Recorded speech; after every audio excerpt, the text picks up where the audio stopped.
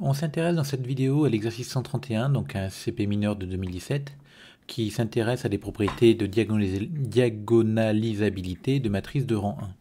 Donc pour ça, on va prendre n plus grand que 2, on va prendre une matrice A de rang 1, et on va d'abord vous demander de prouver que 0 est valeur propre de A, bien sûr, et donner sa multiplicité.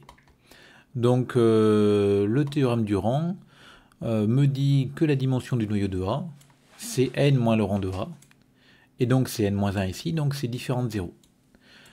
Donc on a vu que 0 était valeur propre de A si et seulement si A était non inversible, et que l'espace propre associé, c'est E0 de A qui est égal au noyau de A.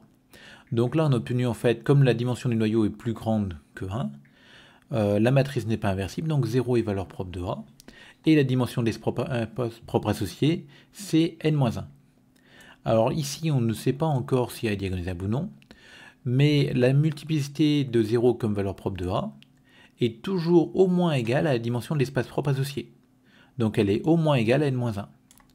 Donc du coup, cette multiplicité, il y a deux possibilités, elle vaut soit n-1, soit n, suivant la taille de A. Ou n est la taille de A. Bon, ensuite, montrer que la trace de A est différente de 0 équivaut à A est diagonalisable. Donc ici, on a démontré dans la première question que 0 est valeur propre de multiplicité au moins n-1. Ça veut donc dire que xn-1 divise le polynôme caractéristique Kia.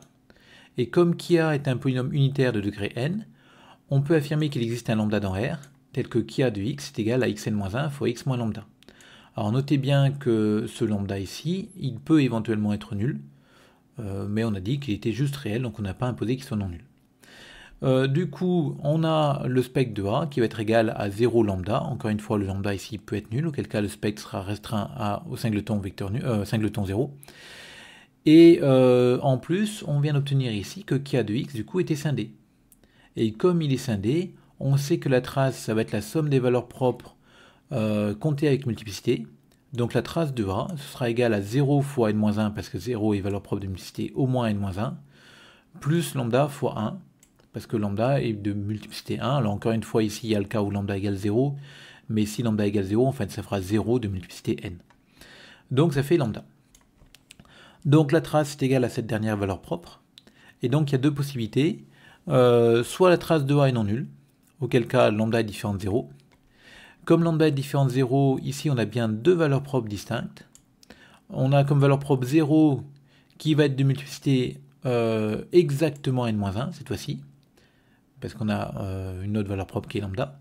Et la dimension de 0 de A, on a trouvé qu'elle était égale à n-1 dans la première question.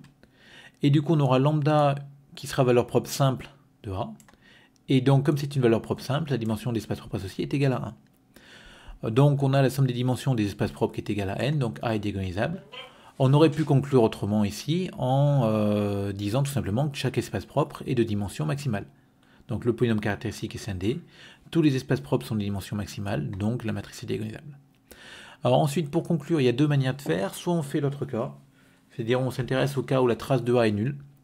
Mais si la trace de A est nulle, ça me dit que lambda égale 0. Donc on se retrouve avec une matrice A qui aura comme unique valeur propre la valeur propre nulle. Et du coup, si elle était diagonalisable, elle serait semblable à la matrice nulle, et donc elle serait nulle. Ce qui est contraire à l'hypothèse rang de A égale 1. Donc on aurait pu conclure comme ça. Là j'ai décidé de faire autrement en faisant une réciproque. Donc là on a démontré que si la trace de A est différente de 0, alors A est diagonalisable. Donc réciproquement, si A est diagonalisable, elle est semblable à une matrice diagonale, avec sur cette diagonale n-1 0 et un lambda. Mais on sait que le rang de A égale 1. Et le rang c'est un invariant de similitude. Donc comme A est semblable à la matrice diagonale D, on sait que le rang de D est aussi égal à 1.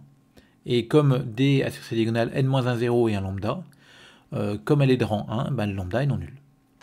Et du coup, comme le lambda est non nul, la trace de A qui est égale à la trace de D, pour la même raison, c'est-à-dire que la trace est un invariant de similitude, ça va être égal à lambda qui est différent de 0. Donc conclusion, on a bien démontré que la trace de A est non nulle, si et seulement si A est diagonalisable.